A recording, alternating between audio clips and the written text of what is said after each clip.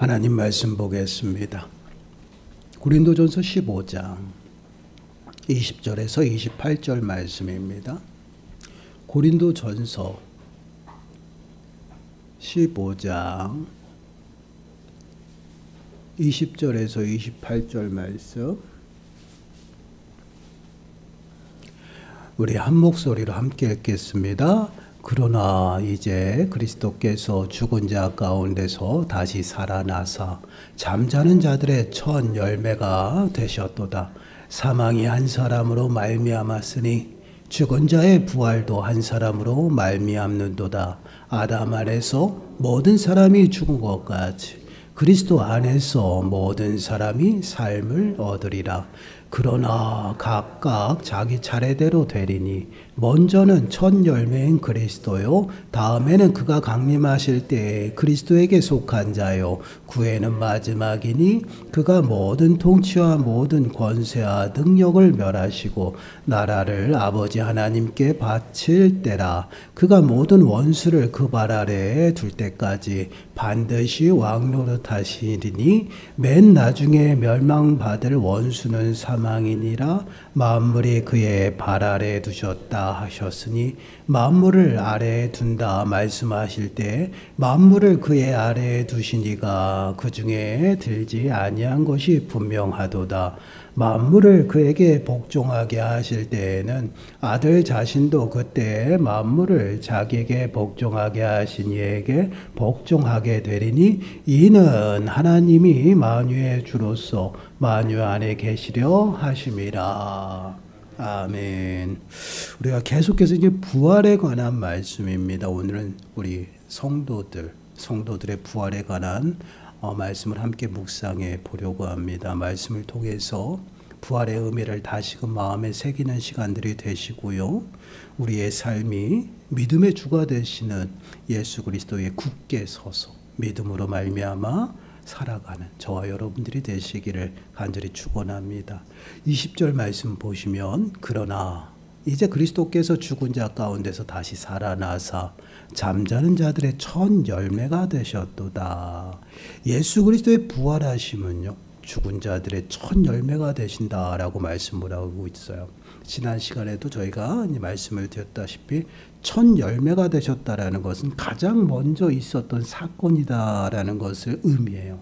그리고 더 나아가서는요, 모든 사건, 부활의 사건의 대표격이라는 그러한 의미를 부여하는 것이에요. 이 말씀은 예수 그리스도의 부활하심과 같이 모든 잠자는 자들이 동일하게 이제 부활할 것이다 라고 말합니다.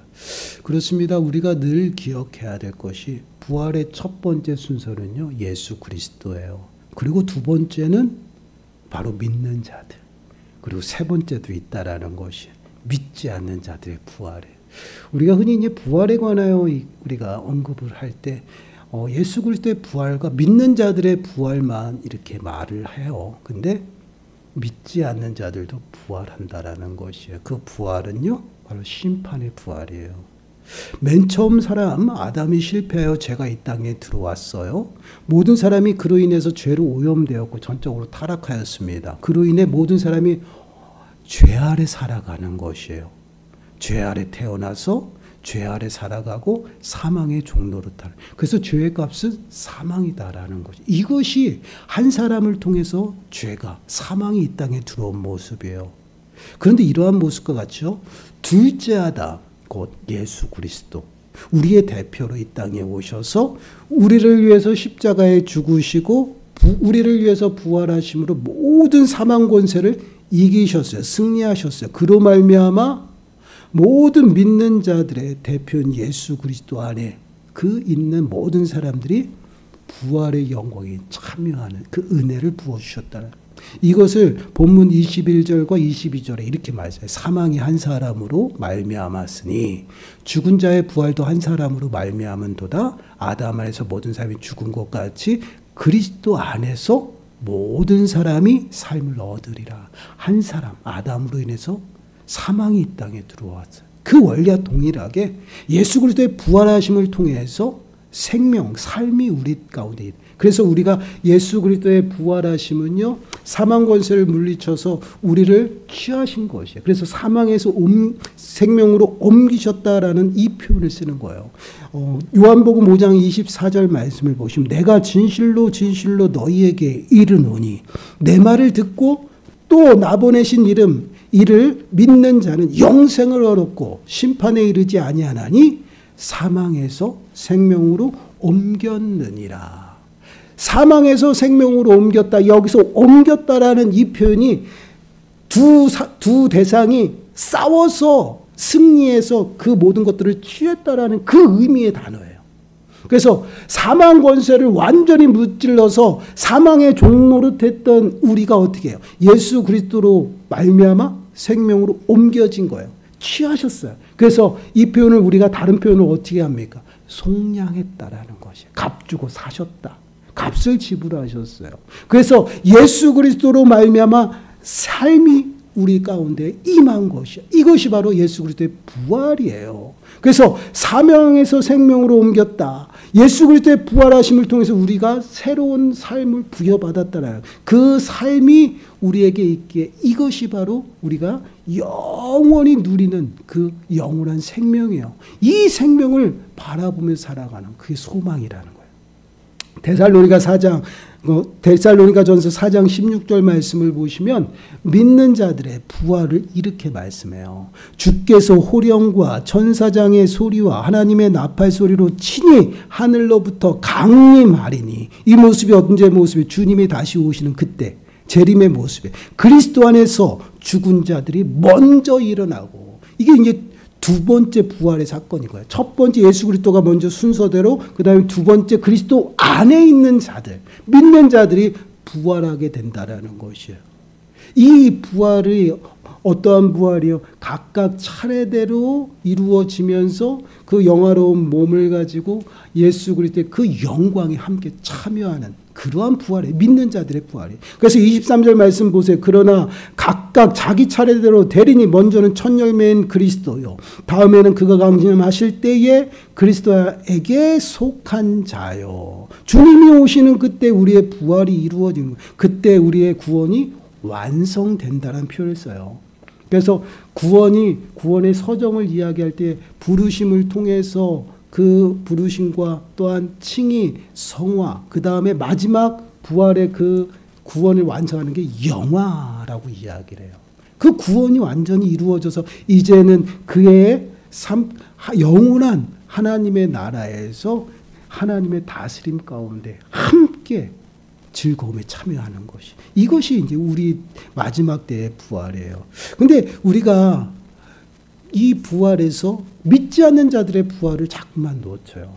그들 또한 믿지 않는 자들도 부활해서 마지막 때는 모든 자가 그리스도의 심판대에 서는 거예요.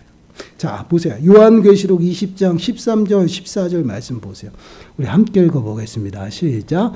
바다가 그 가운데서 죽은 자들을 내주고 또 사망과 음부도 그 가운데 죽은 자들을 내주매 각 사람이 자기의 행위대로 심판을 받고 사망과 음부도 불못에 던져지니 이것은 둘째 사망 곧 불못이라.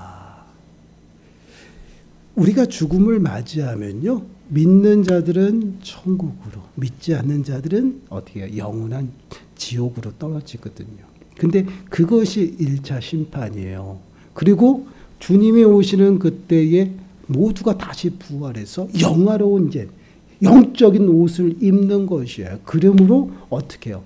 믿는 자들의 부활이 나타나면서 주의 영광에 참여하고 심판 가운데 함께해요. 그것이 믿는 자들. 그래서 하나님의 영원한 어떻게 해요? 안식처에서 즐거움에 참여하는 그 영광을 누리게 되는 것이에요.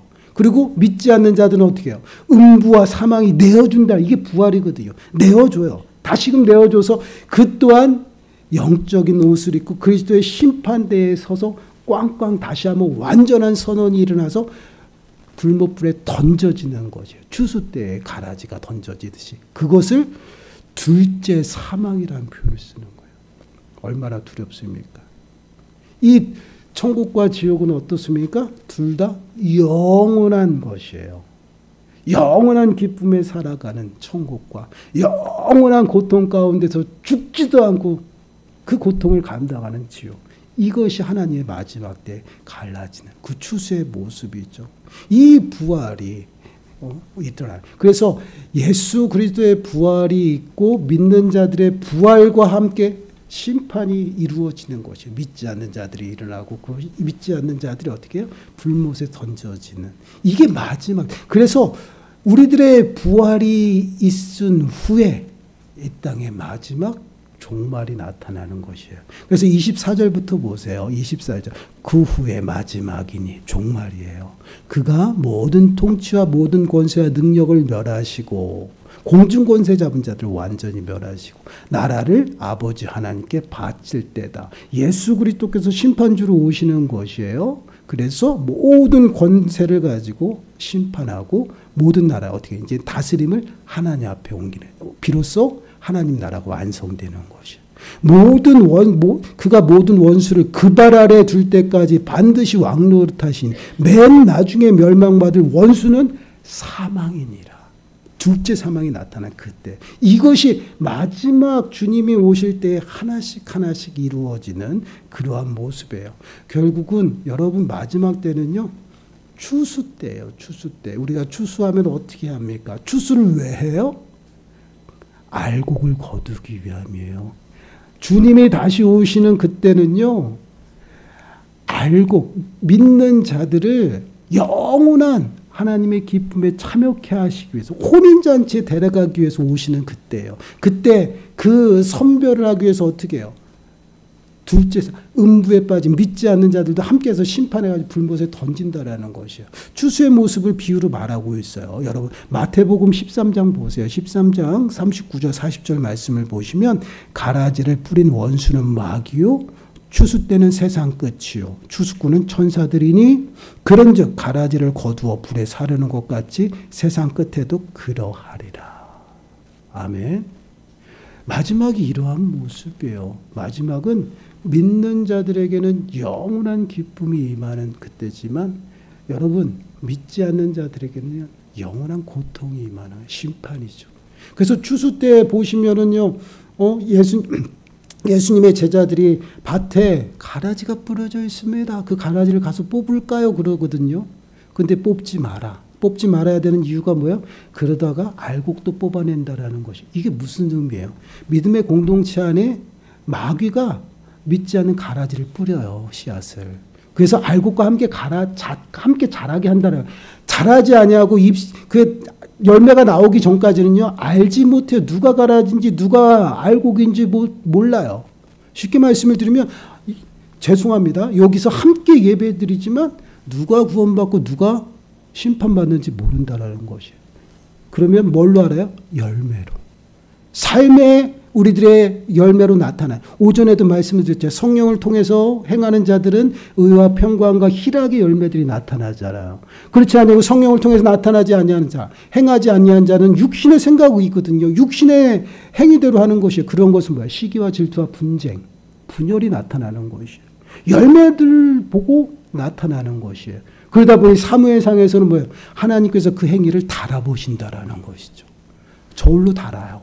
그리고 각 사람의 행위대로 심판한다. 이것이 언제? 마지막 때 주님이 오신. 그래서 마지막 때는 추수의 때예요. 그래서 그 행위대로 달아보는데 이것이 하나님의 성령의 열매들이 있으면 그건 믿는 자들이에요. 그렇지 않고 육신의 정욕과 그 모든 육신의 것에 속해 있는 사람들이 그 행위들이 나타난다. 그 사람들은 어떻게? 가라지예요. 모두 불에 던지는. 이것이 마지막 때 나타나는 그런 모습이에요. 그것을 누가 해요? 예수 그리스도가. 예수 그리스도의 심판대 앞에서 이루어지는 것이에요. 그리고 나서 모든 심판이 이루어지면 모든 권세를 이제 누구에게? 하나님 앞에 바친 그 나라. 왜 그렇습니까? 하나님 새하늘과 새 땅이 임하여 새롭게 하나님의 왕국이 이루어진 회복된 것이에요. 그래서 이제 하나님의 다스림 가운데 예수 그리스도 또한 함께 그 다스림 안에 들어가는 그것이 이제 마지막 그러한 모습이에요. 그래서 우리 믿는 자들은요, 예수 그리스도를 통해서 그 안에서 살아간 그날 예수 그리스도께서 오시는 그때는 주님을 첫 번째로 해서 두 번째로 이제 부활한다. 그럼 부활하는 목적이 무엇인가? 생명의 면류관을 얻는 거야. 그 생명책에 기록되었기 때문에 이제는 생명, 그 면류관을 받고 또한 그 예수 그리스도의 그 영광에 함께 참여하는 것이에요. 그래서 예수님의 제자들에게 예수님께서 이렇게 말씀하셨어요. 마태복음 19장 28절 말씀을 보시면 예수께서 이르시되 내가 진실로 너희에게 이르노니 세상이 새롭게 되어 인자가 자기 영광의 보좌에 앉을 때에 나를 따르는 너희도 12보좌에 앉아 이스라엘 12지파를 심판하리라. 믿는 자들이 어떠한 모습으로 부활하느냐? 예수 그리스도의 영화로운 몸과 같이 부활하셔서 그 영광에 참여한다라는 것이, 그 영광이 어떠한 영광? 심판의 영광이에요. 그 보좌에 앉아서 모든 사람들을 심판할 때에 우리 또한 12보좌에 앉아서 그 영광, 심판에 참여하게 된다. 누가요? 믿지 않는 자. 얼마나 놀라운 일이에요. 이게 바로 믿는 자들의 부활의 모습이에요. 그렇게 되면 어떻게 해요? 완전히 마지막으로 하나님의 나라가 완성이 돼요. 그래서 27절, 28절 말씀은 그 말씀이에요. 만물을 그의 발 아래 두셨다 하셨으니 만물을 아래에 둔다 말씀하실 때 만물을 그의 아래에 두시니가 그 중에 들지 아니한 것이 분명하더라. 만물을 그에게 복종하게 하실 때에는 아들 자신도 예수 그리스도예요. 그때에 만물을 자기에게 복종하신 이에게 복종하게 되리니 이는 하나님이 만유의 주로서 만유 안에 계시려 하심이라. 비로소 하나님 나라가 완성이 되어서 그 나라에 이제 하나님의 창조의 질서가 온전히 새롭게 운영이 되는 것이, 이것이 마지막 때의 모습이에요. 그렇습니다. 우리가 그 부활에 관하여 우리가 늘 마음에 새겨야 될 것은, 이 부활은 그냥 죽은 자가 살아난 것, 그런 의미 이상이라는 것이에요. 사망 권세를 완전히 물리치고 승리하셔서 최후 승리를 하신 것이에요. 그래서 전투에서 이겨서 우리의 모든 그 사망 권세가 붙잡고 있는 그 모든 소유를요 다 뺏은 거예요. 다 취한 것이에요. 그 안에 우리가 종노릇하며 살았다라는 것이죠. 그래서 우리가 사망에서 생명으로 어떻게 옮김을 받았고 이제는 새 삶을 부여받았어요. 어떤 삶의 모습에 이제는 예수 그리스도의 소유가 되었다라는 거예요. 그것이 바로 속량이에요. 그것이 구원이에요. 그렇기 때문에 우리들의 삶은 이제 더 이상 죄와 사망의 종노릇하며 살아가는 것이 아니에요. 어둠의 가운데 다니며 하나님의 진노의 자녀들이 아니에요. 이제는 빛이 임하여 빛의 자녀가 됐고 어떻게 살아가? 빛의 자녀들처럼 해가라는 것이에요. 의로움과 진실함으로 살아가라고 말씀. 이것이 우리들의 삶의 모습이에요. 이것이 부활하심으로 우리에게 부여된 삶의 모습이에요. 그렇습니다. 우리가 늘 예수 그리스도의 부활을 마음에 새길 때마다 우리가 지금 누리고 있는 그 새로운 삶의 은혜를 마음에 새기셔야 돼요. 예수 그리스도로 말미암아 죄와 사망의 속박에서 완전히 자유케 된 것이에요. 부활하심이 없으면 이 자유가 없어요. 부활하심이 없으면 우리는 지금도 죄와 사망 가운데 종노릇하며 살아갈 수가 있어요. 얼마나 비참합니까? 그러나 부활하심을 통해서 그 승리하심을 우리 가운데 임하게 하시고 허락하셔서 이제 부활의 산 소망으로 살게 하신 거예요. 그래서 우리가 그 장차 우리들에게 임할 그 영광을 바라보면서 이 땅 가운데 살아가면서 때로는 어려운 일도 만나잖아요. 때로는 힘든 문제들도 만나요. 그러한 문제들과 어려움 속에서도 우리가 믿음으로 인내하고 끝까지 믿음을 지키며 살아가는 것이 소망이에요. 소망. 소망을 이루어 나가는 거예요. 소망이 없으면 우리는 믿음으로 버틸 수가 없죠. 부활의 산 소망이 우리들에게 있고 또한 그 부활하심을 통해서 그 장차 임할 그 영광이 지금 우리가 겪는 그러한 어려움보다 비교할 바가 되지 않는다라는 것이에요. 우리가 이 땅을 바라보면서 이 땅의 여러 가지들을 누립니다. 부도 누려요. 권세도 누려요. 그리고 여러 가지 풍족함도 누립니다. 그러나 이것들이 우리에게 영원하지 않다라는 것이에요. 우리가 이 땅을 살아가면서 여러 가지를 누리면서 많은 세월을 살아갑니다. 지금 100세 시대를 살아간다라고 이야기를 하잖아요. 그러나 여러분 이 100세도요. 눈 깜짝할 사이에 지나간다라는 것이. 모두가 다 지나가요. 하나님이 말씀하시는 천년이 하루 같고 천년이 또한 하루가 천년 같다. 하나님의 시간으로는요. 눈 깜짝할 시간이죠. 우리들도 마찬가지로 이 땅을 살아가면서 벌써 80이 되었고 벌써 70이 되었고 어머 60이 되었네. 언제 이렇게 시간이 간 줄 몰라요. 이렇게 이 땅의 모든 것들은 세월이 지나면서 변하죠. 그래서 우리들에게 소망이 되질 않는다라는 것이 다 사라져버려요. 그러나 하나님께서 우리들에게 허락하신 부활의 산소망, 또한 우리들에게 약속하신 하나님의 나라, 그것은 영원하다라는 것. 왜 영원합니까? 하나님께서 영원하시기 때문에. 그 하나님이 약속한 그 약속의 말씀이에요. 그 약속을 우리가 붙잡고 소망 가운데 살아갑니다. 그 소망이 우리들에게 어려움도 이길 수 있는 인내와 믿음을 주는 것이에요. 그 믿음 가운데 참고 또 참는 것이 그 부활의 소망이 지금의 여러 가지 환경보다 더 크다라는 것이에요. 사랑하는 여러분, 로마서 8장 18절 말씀을 보시면 생각하건대 현재의 고난은 장차 우리에게 나타날 영광과 비교할 수 없도다. 고난만 그럴까요? 부도 마찬가지, 아름다움도 마찬가지예요. 오죽하면 솔로몬이 누리는 모든 부귀영화와 아름다움이 드레핀 꽃만도 못하다라고 이야기를 하고 있어요. 하나님이 만드신 그 창조의 들꽃보다도 못하다라. 그만큼 하나님이 베푸시고 하나님이 준비하신 그 영광은 지금 우리가 눈으로 보고 주목하는 것 그 이상의 것이다라는 것이. 어렵고 힘든 시기를 살아갑니다. 힘든 이 시기에 우리에게 가장 필요한 것이 무엇일까요? 바로 부활신앙이라는 것이에요. 이 부활신앙을 우리들의 마음 가운데 새기고 예수 그리스도의 부활하심을 통해서 새로운 삶을 부여받은 그 삶 속에서 온전히 믿음으로 다름박질하며 달려가는 것이에요. 주님을 바라보고 소망 중에 살아가는 것입니다. 그리하면 반드시 소망을 이루어간다라는 것이에요. 그 주님이 오심을 준비하며 살아가는 것이에요.